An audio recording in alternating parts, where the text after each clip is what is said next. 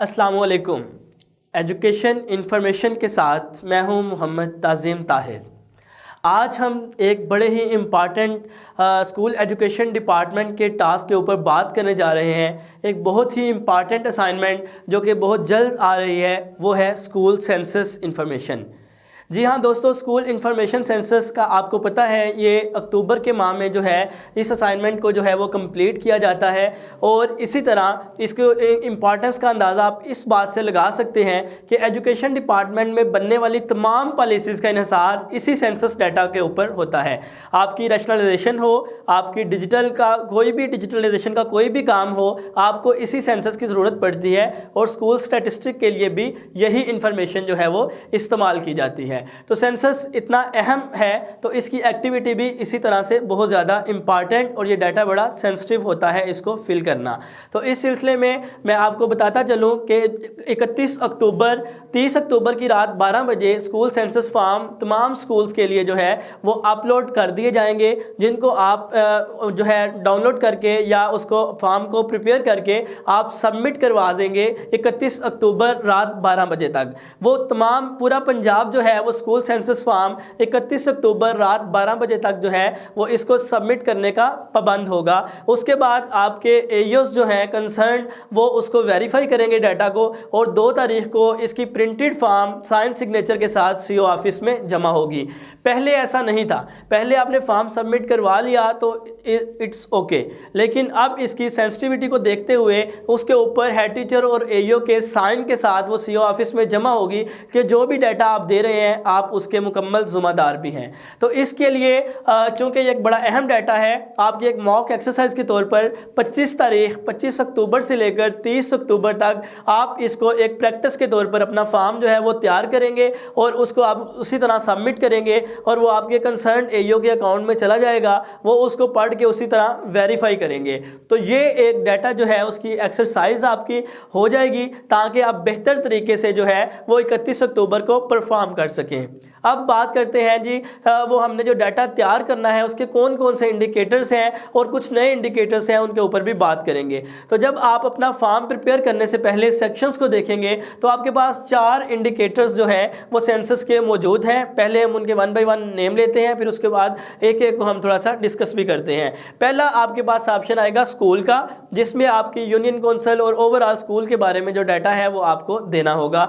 उसके बाद आपका सेक्शन आता है ECE रोम के बारे में, जो कि एक नया इंडिकेटर जो है वो शामिल किया गया है। जबकि तीसरा आपके पास जो इंडिकेटर है वो आपका है स्टाफ और स्टाफ का data, teaching staff, non teaching staff और स्टूडेंट्स डाटा से रिलेटेड। और आपका चौथा जो कॉलम है, 4th इंडिकेटर जो है वो मिसलेनियस इंफॉर्मेशन है। तो जो पहला आपके पास स्कूल का ऑप्शन आएगा, आप उसके ऊपर क्लिक करेंगे तो आपके पास आगे सब सेक्शन जो है वो खुल जाएंगे। तो उन सब सेक्शन में आपके पास सबसे पहले आएगा कि आपका ताल्लुक जो है स्कूल का वो म्यूनसिपल कमेटी से है, टाउन कमेटी से है, पंचायत कमेटी से है या मोहल्ला कमेटी से है, जो भी है आप उसको क्लिक करेंगे।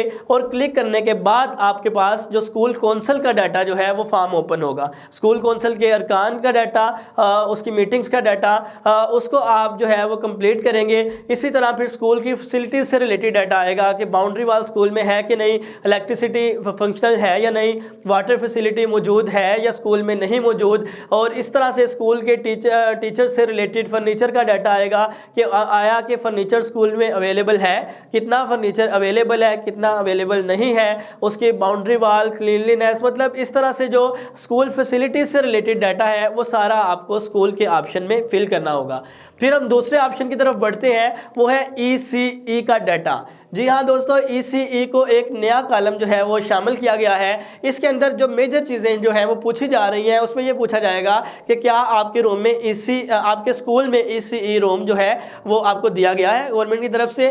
फिर उसके बाद वो प्रॉपरली पेंटेड है या नहीं, उसका सामान मौजूद है कि नहीं, उसके लिए एक प्रॉपर केयर गिवर जो है वो टीचर जो है ECE की वो आपने उनको हायर किया है या नहीं किया, और अगर हायर किया है तो क्या उनकी ट्रेनिंग हो चुकी है। इसके अलावा स्कूल कौंसिल के किसी फ़र्द की ECE के हवाले से और स्कूल के किसी टीचर की इसी के हवाले से ट्रेनिंग जो है क्या वो हो चुकी है। तो ये सारा डाटा आपको फिल करना होगा और इसके बाद थर्ड कॉलम की तरफ आएंगे जो कि एक इम्पॉर्टेंट कॉलम है, क्योंकि उसमें स्टूडेंट्स का डाटा है, उसमें टीचर्स का डाटा है और उसमें नॉन टीचिंग स्टाफ का डाटा भी शामिल है। जी हाँ, तो अब बात करते हैं स्टूडेंट्स डाटा की। तो इसमें जो मोस्ट इंपॉर्टेंट इंडिकेटर है वो स्टूडेंट्स का बे फार्म का इंडिकेटर है, जो कि पहले नहीं था। आपको बे फार्म या बी फार्म जो है वो उसका ऐड करना है। अब ये तमाम स्टूडेंट्स का ऐड होना तो मुश्किल हो जाएगा, तो उसके लिए ये है कि आपको 3 माह का टाइम दिया गया है। अभी सेंसस में ऑप्शनल है कि अगर आप ऐड कर सकते हैं तो उसको ज़रूर करें।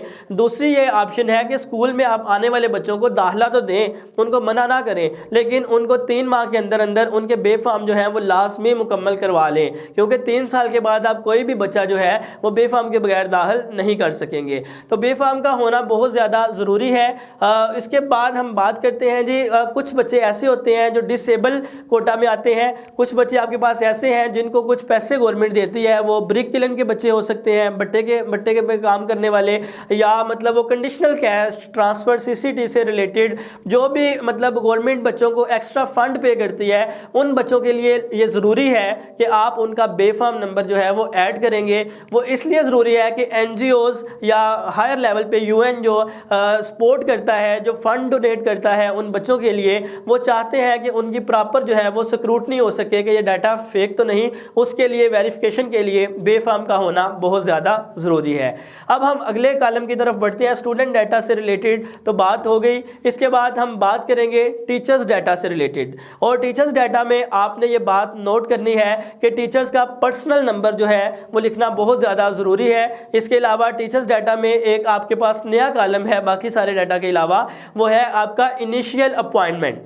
तो ये ज़रा गौर से सुनिएगा, इस बात को नोट कर लीजिएगा कि आपकी स्कूल एजुकेशन डिपार्टमेंट में इनिशियल अपॉइंटमेंट क्या है, उसका डेजिग्नेशन क्या है और उसकी डेट क्या है। मसलन अगर आप ESC रिक्रूट हुए थे, PST जो है आप हो गए, रेगुलर हो गए, लेकिन उसके बाद नई जॉब्स आई तो आप SC हो गए, या फिर उसके बाद आप SST जो है या आप AEO जो है वो अपॉइंट हो गए, तो आपकी इनिशियल अपॉइंटमेंट वो होगी कि जो स्कूल एजुकेशन डिपार्टमेंट में आप पहले आए थे। इसके अलावा आपका पेरेंट डिस्ट्रिक्ट भी होगा कि आप पहले जो है वो किस डिस्ट्रिक्ट में अपॉइंट हुए थे और अभी करंट डिस्ट्रिक्ट कौन सा है। तो ये डाटा देना बहुत ज़्यादा ज़रूरी है। इसके अलावा फिर क्लास 4 की अगर हम बात करें तो उसके अंदर जो है वो उनका पर्सनल नंबर जो है उसको भी उनका डाटा जो है वो रिक्वायर्ड है। तो ये कॉलम आप मुकम्मल करने के बाद बढ़ेंगे 4th कॉलम की तरफ, जहाँ पर आपसे जो सबसे ज़रूरी क्वेश्चन है वो किया गया कि नंबर ऑफ़ ट्रीज़ आपके पिछले साल तक कितने थे और आपने इस साल में कितने ट्री जो है वो प्लांट किए।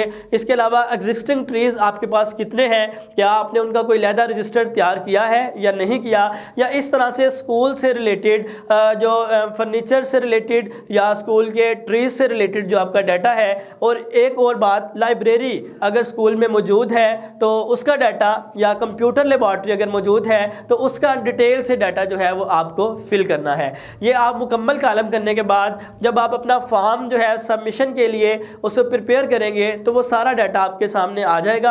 आप उसको अच्छी तरह से वेरीफाई करने के बाद आप उसको सबमिट करेंगे। प्रैक्टिस के तौर पर फिर बता रहा हूँ, 25 तारीख से लेकर 30 अक्टूबर तक और 31 अक्टूबर को आपने वो final data school education department के लिए सबमिट कर देना है। उसके बाद आपके AEOs जो है कंसर्न, वो 2 तारीख तक उस डाटा को वेरीफाई करने के भी पाबंद हैं और उसको CO ऑफिस में सबमिट करवाने के भी।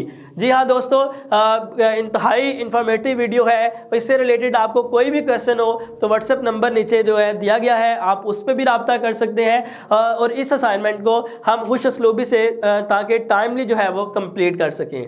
अल्लाह हाफिज़, थैंक यू।